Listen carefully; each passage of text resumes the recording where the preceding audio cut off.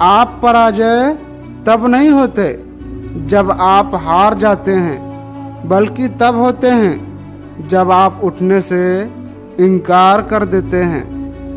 सफलता का सुख ऐसे लोगों के नसीब में नहीं होता जो मेहनत करने से घबराते हैं।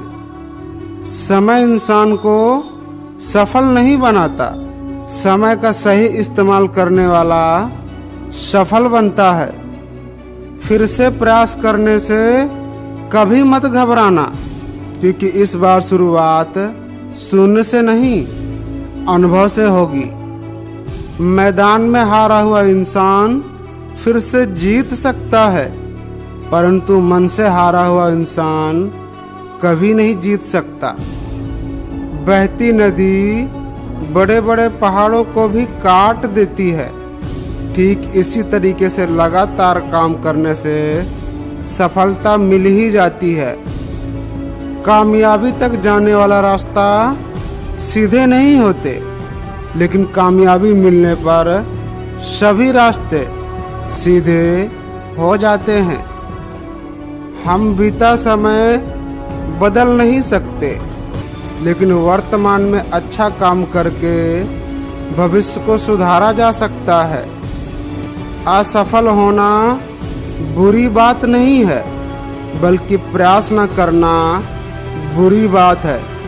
प्रयास करते रहोगे तो सफलता जरूर मिलेगी। जिन लोगों की संकल्प शक्ति मजबूत होती है, उनके लिए संसार में कोई भी काम असंभव नहीं होता है। संकल्प मजबूत होगा तो बाधाएं आगे बढ़ने से रोक नहीं पाएंगी। सफल होना है तो अच्छे समय का इंतजार ना करें, बल्कि कड़ी मेहनत करके वर्तमान ही अच्छा समय बना लें। कोई अगर आपके अच्छे कार्य पर संदेह करता है तो करने देना, क्योंकि शक सदा सोने की शुद्धता पर ही किया जाता है, कोयले की कालिक पर नहीं। जो पानी से नहाता है वो लिवाज बदलता है, जो पसीने से नहाता है वो इतिहास बदलता है। लोगों को अपना सपना मत बताओ, बस उन्हें पूरा करके दिखाओ, क्योंकि लोग सुनना कम देखना ज़्यादा पसंद करते हैं। एक बार आप जब किसी चीज़ पर काम करना शुरू कर देते हैं तो विफलता से डरो मत और इसे अधूरा न छोड़ें। जो लोग ईमानदारी से काम करके अपने सपनों को पूरा करते हैं, वही लोग हमेशा खुश रहते हैं। किसी भी व्यक्ति को ज़रूर से ज़्यादा ईमानदार नहीं होना चाहिए। बहुत ज़्यादा ईमानदार लोगों को ही सबसे ज़्यादा कष्ट उठाने पड़ते हैं। सफलता में समय का विशेष महत्व है। जिसने समय के महत्व को जान लिया, उसके लिए कोई भी लक्ष्य बड़ा नहीं है।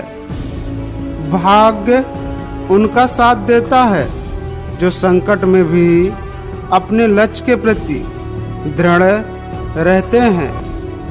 उनके साथ जरूर रहो जिनका वक्त खराब हो, पर उनका साथ छोड़ दो जिनकी नीयत खराब हो।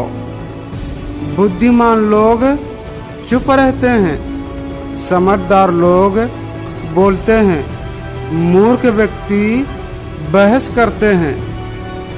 सबसे बड़ा गुरु ठोकर है, खाते जाओगे और सीखते जाओगे। जो व्यक्ति जिस कार्य में कुशल हो, उसी कार्य में उस व्यक्ति को लगना चाहिए। भाग्य से गरीबी को हटाया जा सकता है। साफ तो सादे कपड़े भी सुंदर लगते हैं, गरम हो तो अस्वाद खाना भी स्वाद लगता है। उसी तरह सौंदर्य संपत्ति ना हो तो भी अच्छे गुण होने वाला व्यक्ति सबको अच्छा लगता है।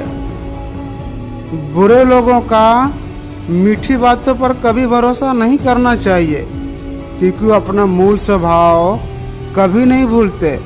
बाघ हिंसा करना नहीं छोड़ता।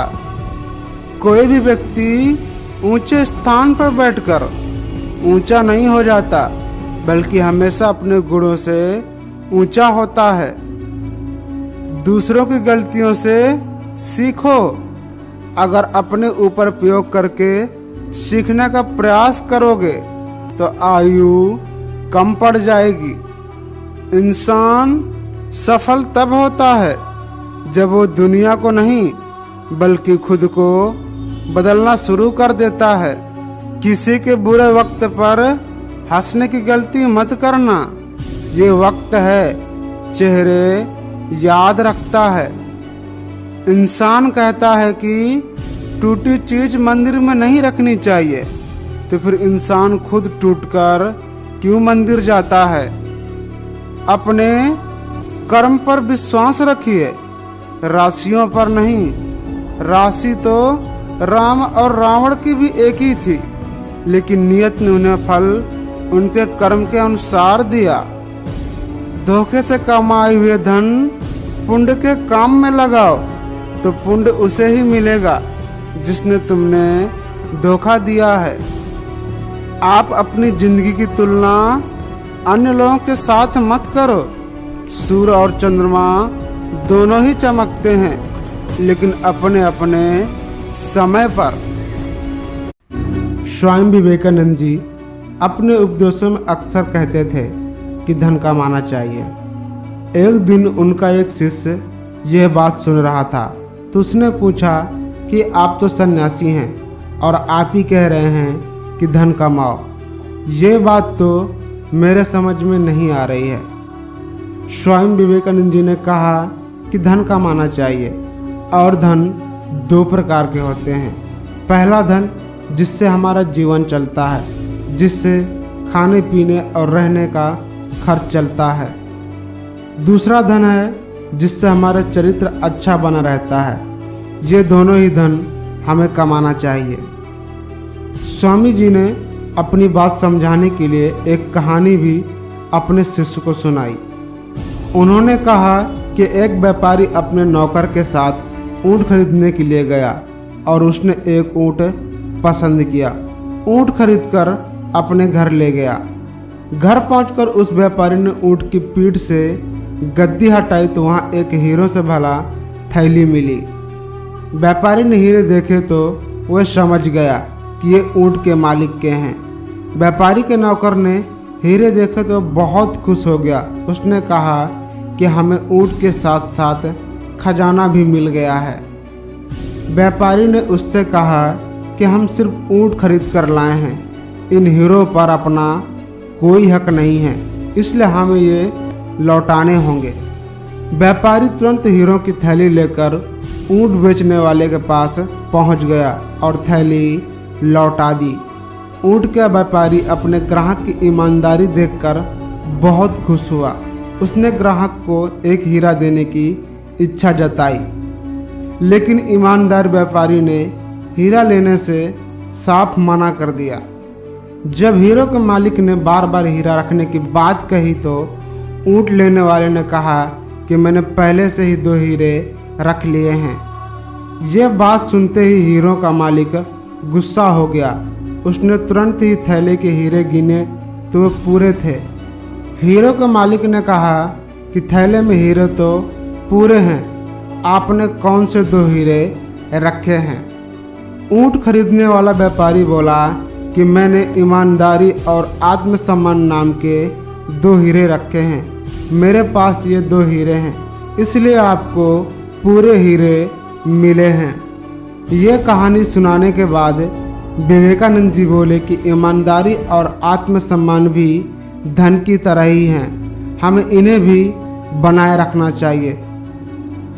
सम्मान और ईमानदारी कमाना सबकी बस की बात नहीं है, इन्हें भी कमाना पड़ता है। जो व्यक्ति इन्हें कमा लेता है वो दुनिया का सबसे बड़ा धनवान होता है, और जो इन्हें कमा लेता है वो व्यक्ति जीवन में सुख शांति प्राप्त कर लेता है।